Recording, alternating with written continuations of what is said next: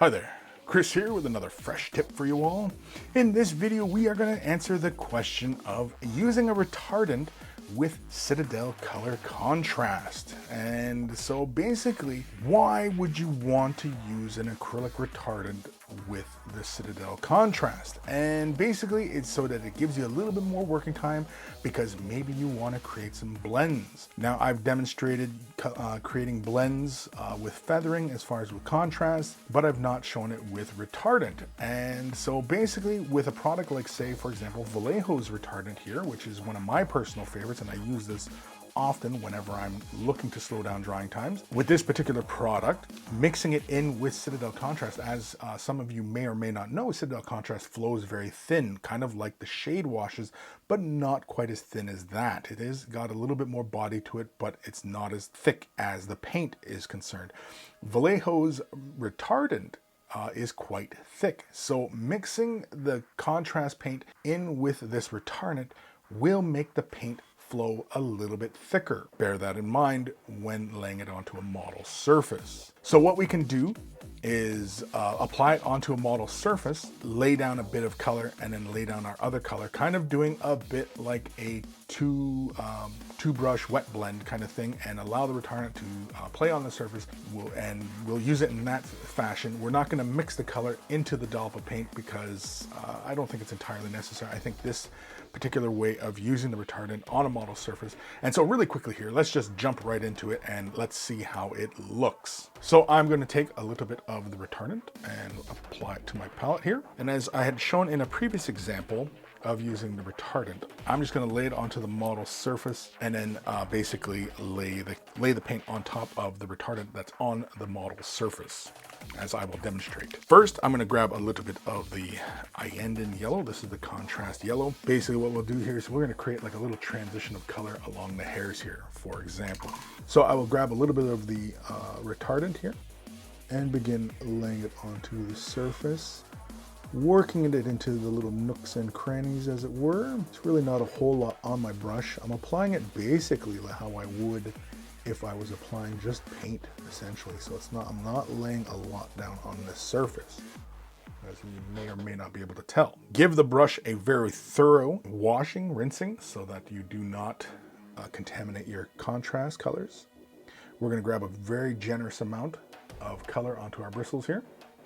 And then we're going to do a color fade going from yellow to, a different color. We'll go with red, I guess. That's what I kind of shown in the example. And so basically, if we were feathering this, we could take our time and create a feather as well. As you can kind of see here, as I'm kind of just inadvertently doing anyway. And, we don't have to lay a whole lot of color down, but we can feather it out if we wanted to, because again, we have that length of time here. So realistically here, we could go like this and draw the excess color out, and voila, we have a slight transition of color created down the hairs, right?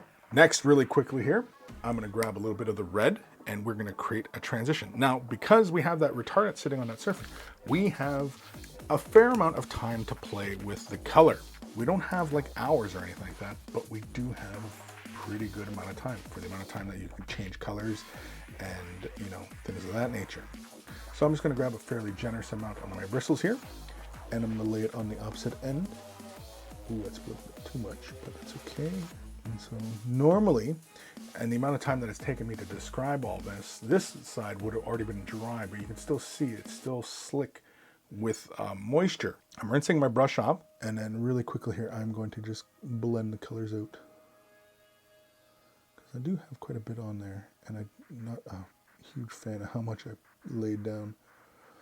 And so really quickly, we're just going to create a little bit of a transition. And as I work the color back through, you can see how essentially it's kind of creating this fade and transition through. Just take that out, like so. You can come back and build that transition a little bit stronger if we like. And again, because we're working with the retardant, we have plenty of time to work with the color. And so for a lot of you out there who are, have been intimidated in the past to try out various techniques. You know what, we're gonna come back in with a little bit of yellow here. I'm gonna get that transition just a little bit nicer.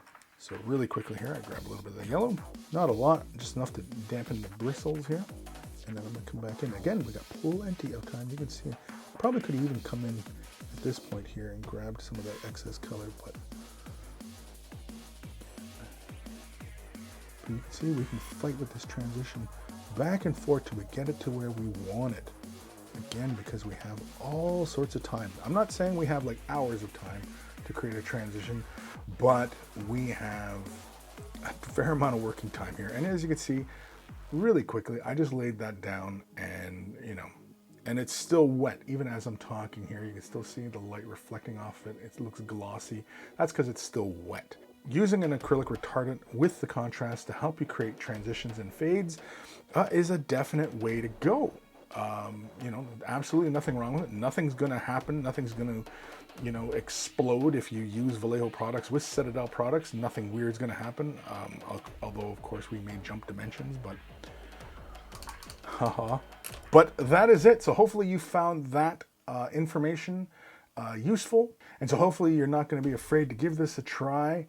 Definitely pick yourself up some acrylic retardant. Be mindful of what kind of acrylic retardant you do pick up, because some of them are additives versus mediums. I've talked about that many times in the past, but otherwise, there you go. That's it. Huge thank you to my patrons. Without your support, a lot of these videos would not be possible. And if you're considering patron support, a huge thank you as well. You will continue to benefit from my years of experience in miniature painting and instructing people on how to paint and use various techniques to great effect.